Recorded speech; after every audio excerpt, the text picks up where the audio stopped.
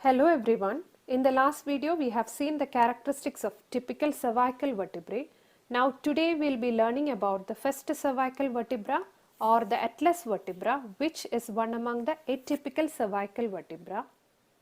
Now before I start with the explanation of atlas vertebra, please note in this specimen you see two holes right here. These are not features of a true vertebra, just that these are artificially made holes to tie the vertebrae together. Now let's see the features of atlas vertebra. The main distinguishing point of atlas vertebra is that it has got no body and no spine. You can see right here, this vertebra has no body and no spinous process like that of a typical cervical vertebra. There is no body and no spinous process. As you can see here, here is the typical cervical vertebra with the body and the spinous process, and here is the atlas vertebra with no body and no spinous process, and you can see that it is a ring shaped vertebra. Its shape is ring shaped with no body and no spinous process. Now let's see the main parts of atlas. Atlas vertebra has three main parts. These are two arches, one anterior arch and one posterior arch, two lateral masses and two transverse processes. So the two arches are anterior arch and posterior arch. So here is the anterior arch and here comes the posterior arch. So these are the two arches, one anterior arch and the other posterior arch. Then comes the two lateral masses. Lateral masses are masses of bones found laterally, and these are the two lateral masses. They are found on either sides. So these are the two lateral masses. The two lateral masses. And then the third part, that is the transverse processes. There are two transverse processes.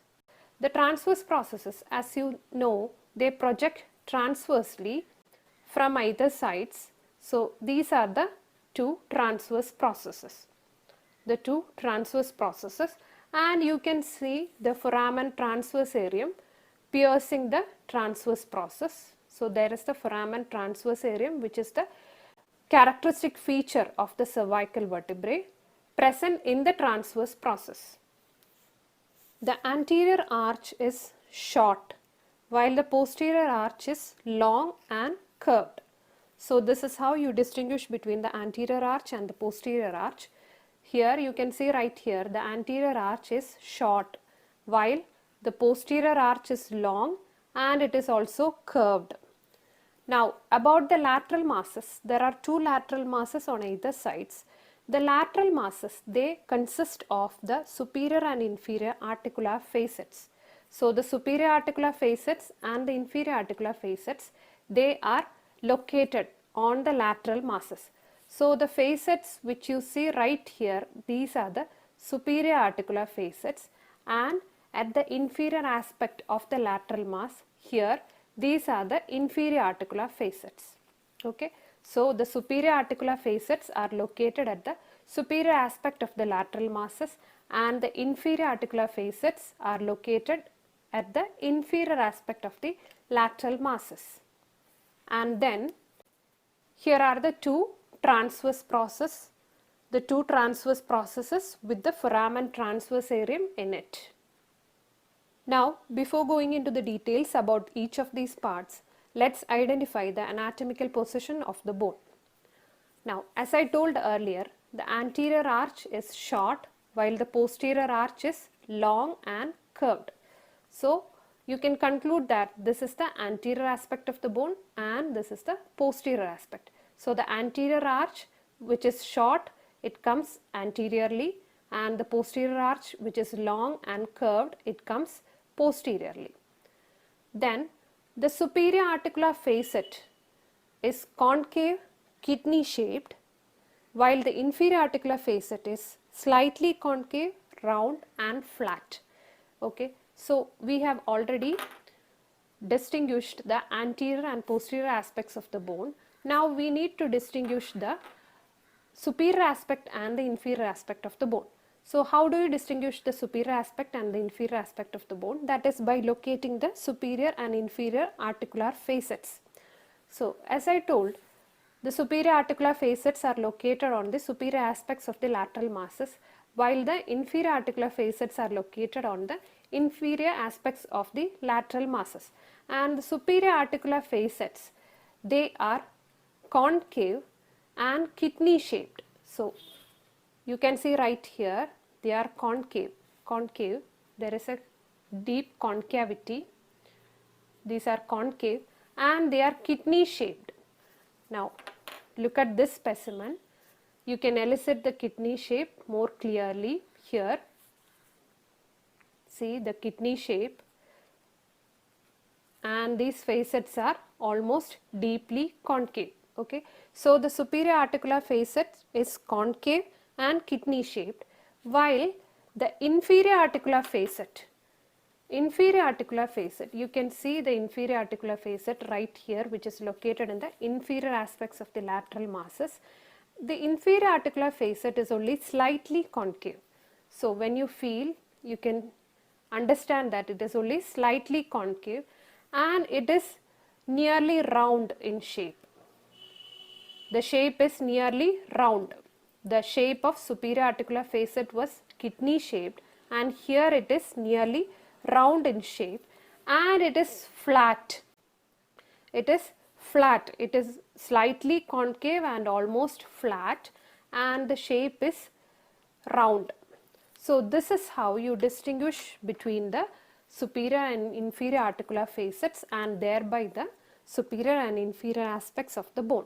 So once again, the superior articular facets are concave, they are deeply concave and they are kidney shaped, while the inferior articular facets are flat, slightly concave only, and the shape is nearly round.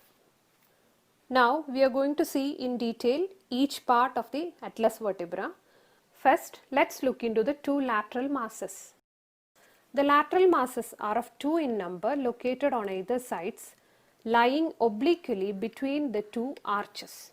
So the lateral masses, here are the two lateral masses, they are located on either sides and they lie obliquely between two arches. So here is an anterior arch and here is a posterior arch, and between these two arches there is the lateral masses and they lie obliquely.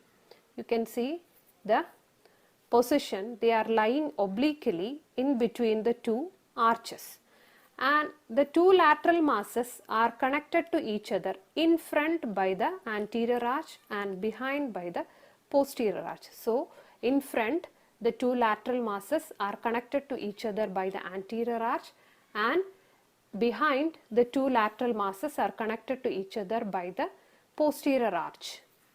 The lateral masses consist of the superior and inferior articular facets. So as I told earlier, this is the superior articular facet and here comes the inferior articular facet. Now let's see each of these articular facets in detail. First, about the superior articular facet. So here is the superior articular facet. Superior articular facets, they face upwards and medially. The superior articular facets face upwards and medially. So hold the bone in anatomical position, and here is the superior articular facets. You can see that they are facing upwards and medially. The superior articular facets, their angulation is in such a way that they faces upwards and medially.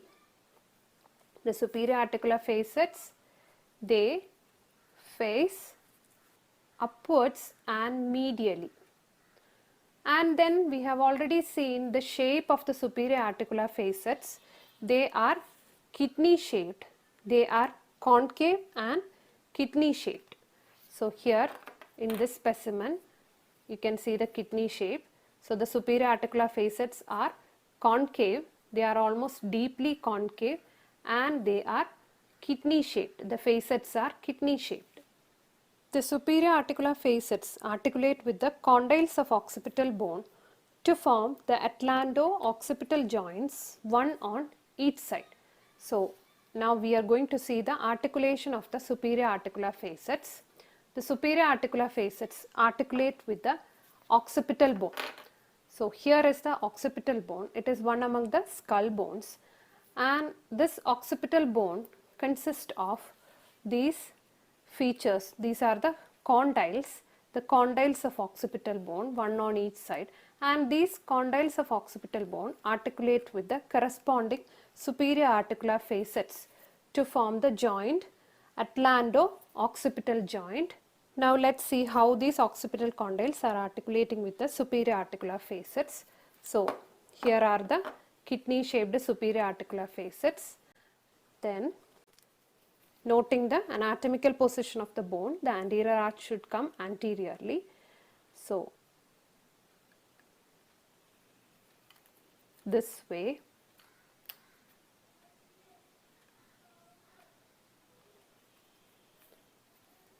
See, this is how the superior articular facets articulate with the occipital condyles to form the atlando-occipital joints.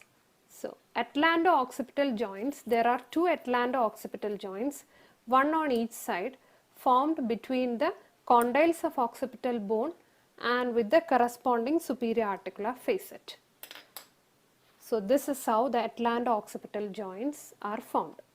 The condyles of the occipital bone articulate with the superior articular facets of the atlas vertebra to form the atlando-occipital joints, one on each side.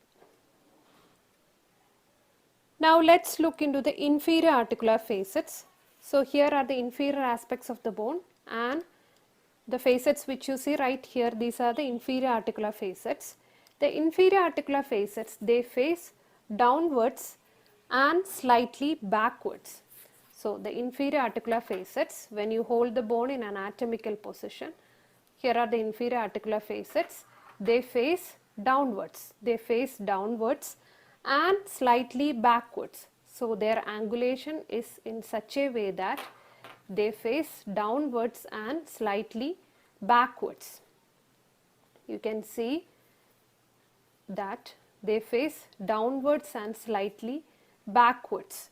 Then the shape of inferior articular facets are, they are nearly round. They are nearly round in shape. You can see in this specimen, the inferior articular facets are nearly round in shape, and they are only slightly concave. There is no much concavity like that of superior articular facet. They are only slightly concave, and their surface is almost flat. So the inferior articular facets, they are round, slightly concave and flat. And the inferior articular facets articulate with the superior articular facets of the axis vertebra to form atlando-axial joints, one on each side. So now let's see the articulation of the inferior articular facets. The inferior articular facets articulate with the axis vertebra, specifically articulate with the superior articular facets of the axis vertebra. Now here is the axis vertebra.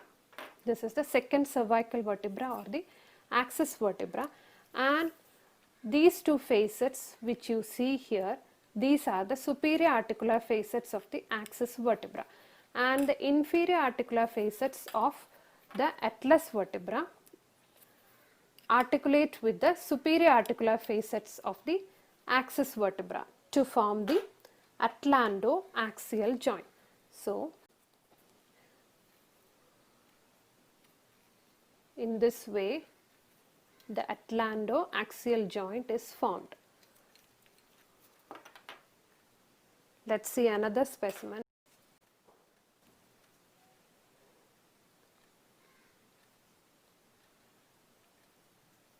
This way.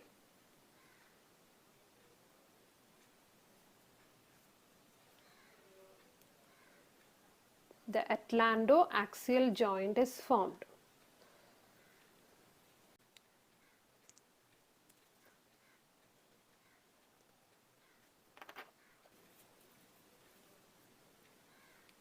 So once again, here is the inferior articular facets of the atlas vertebra, and here is the axis vertebra, and these are the superior articular facets of the axis vertebra, and the inferior articular facets of the atlas vertebra articulate with the superior articular facets of the axis vertebra this way.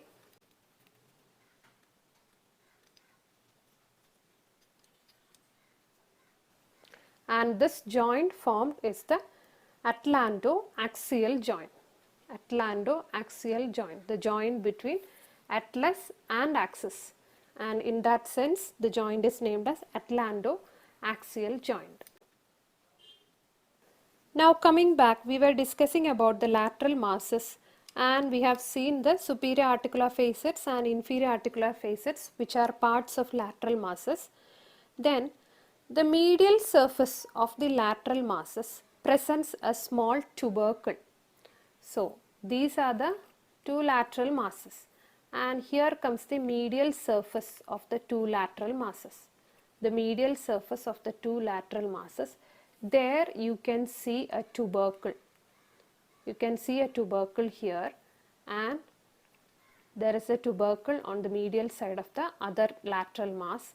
So the medial sides of the lateral masses consist of a tubercle, a small tubercle, and this tubercle, it gives attachment to a ligament named as transverse ligament of atlas. The transverse ligament of atlas, it passes behind the odontoid process of axis vertebra and helps to retain the odontoid process in position.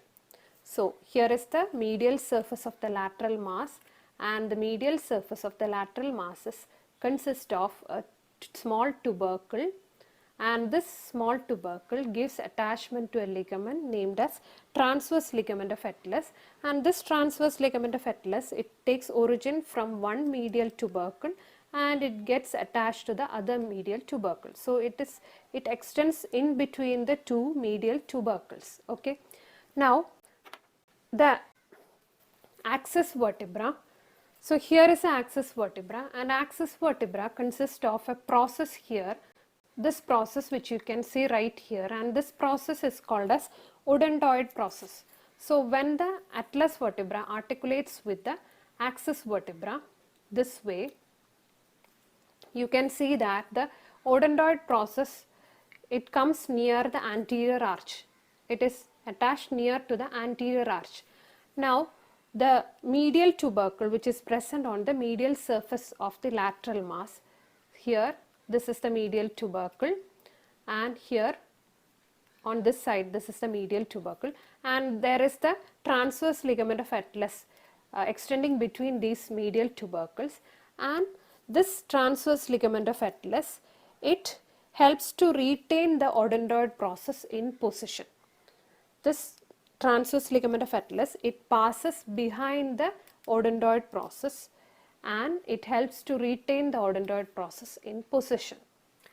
See, these are the two lateral masses, and here is the medial surface of the two lateral masses, which consist of small tubercles called as medial tubercles, and these medial tubercles gives attachment to the ligament called as transverse ligament of atlas, and this transverse ligament of atlas extends between the two medial tubercles, and when the atlas vertebra articulates with the axis vertebra in this way, the axis vertebra consists of this process called as odontoid process, and odontoid process comes in attachment with the anterior arch, and here comes the medial tubercle, and this is the other medial tubercle. So here the transverse ligament of atlas will be passing this way in between the two medial tubercles. So thus the transverse ligament of atlas will be passing behind the odontoid process of the axis vertebra, and the transverse ligament of atlas, it helps to retain the odontoid process in position. It helps to maintain the odontoid process in position. So that is the function of the transverse ligament of atlas. Next, let's look into the two arches. The two arches are the anterior arch and the posterior arch. As the name suggests, the one which is present anteriorly is the anterior arch, and the one which is present posteriorly is the posterior arch. And we have already seen that the anterior arch is short and the posterior arch is long and curved. Now let's see the anterior arch and posterior arch in detail. First of all, about the anterior arch. The anterior arch is short, curved and convex anteriorly. So the anterior arch is short, it is slightly curved and it is convex anteriorly. And the anterior arch connects the two lateral masses anteriorly. So the two lateral masses are connected to each other anteriorly by the anterior arch. Then the posterior surface of the anterior arch, see here is the posterior surface of the anterior arch. In the posterior surface of the anterior arch, you can see there is a facet. The posterior surface of the anterior arch has an oval or round facet which articulates with the front of odontoid process of the axis vertebra.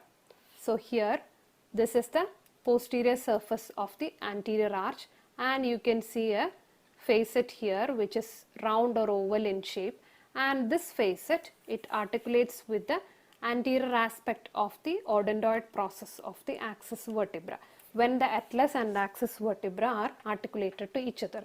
So here is the axis vertebra and this is how the atlas and axis vertebra are articulated to each other, forming the atlantoaxial joint, and here is the odontoid process, and you can see that the odontoid process, the anterior aspect of the odontoid process fits into the oval facet present in the posterior surface of the anterior arch of the atlas vertebra. Okay, so here is the odontoid process and you can see that the anterior aspect of the odontoid process, it fits into the oval facet present in the posterior surface of the anterior arch of the atlas vertebra. Now this is the anterior surface of the anterior arch.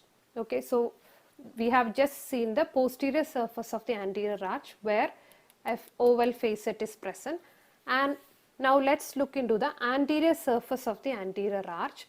So anterior surface of the anterior arch, at the midpoint of the anterior surface you can see a tubercle. You can see a tubercle and this tubercle is named as anterior tubercle. Anterior tubercle is a rough tubercle on the anterior aspect of the anterior arch in the median plane. So this is the anterior tubercle which is present in the anterior surface of the anterior arch, and this anterior tubercle, it gives attachment to the anterior longitudinal ligament. Anterior tubercle gives attachment to the anterior longitudinal ligament. Anterior longitudinal ligament is a ligament that runs down the anterior surface of the vertebral column attached to all of the anterior surface of the vertebral bodies and the intervertebral discs. Now let's look into the posterior arch. So here is the posterior arch. Posterior arch, as we have already seen, it is long and curved. When compared to the anterior arch, it is longer and it is more curved than the anterior arch. And posterior arch, the upper surface of the posterior arch consists of a wide groove behind the lateral mass. So these are the two lateral masses, and behind the lateral mass on either sides, here you can see a wide groove. Here there is a wide groove behind the lateral mass on the upper surface of the posterior arch, and this wide groove, it lodges two structures. These are the third part of vertebral artery and the dorsal primary ramus of first cervical nerve. So these two structures are lodged in this wide groove present behind the lateral mass, and this wide groove is present on the upper surface of the posterior arch. Now in the posterior aspect of the posterior arch, there is a small tubercle. You can see a small tubercle here. This tubercle is present on the posterior aspect of the posterior arch, and this small tubercle, it represents the spinous process of the vertebra. So on the posterior aspect of the posterior arch, there is a small tubercle in the midline, and this tubercle, it represents the spinous process of the vertebra. This tubercle is present in the median plane.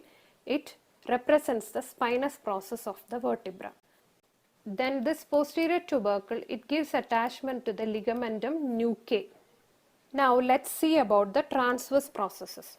So here the two transverse processes are present on either sides. The transverse processes project laterally from either sides. The transverse processes are quite long and strong. So these are the two transverse processes. They are quite long and strong, and each transverse process ends laterally in a single tubercle. So here you can see the transverse process ends in a single tubercle. Here the transverse process ends in a single tubercle. So each transverse process ends in a single tubercle, and there is no costotransverse bar like that of in typical cervical vertebrae. There is no costotransverse bar, and the transverse process ends in a single tubercle, and there is the foramen transversarium present in the transverse process. The foramen transversarium is found piercing the transverse process. So foramen transversarium is the typical feature of all cervical vertebrae. So foramen transversarium is present in the atlas vertebrae also. So that's about the transverse process. That's all about the bone atlas. I hope you enjoyed this video. Thanks for watching.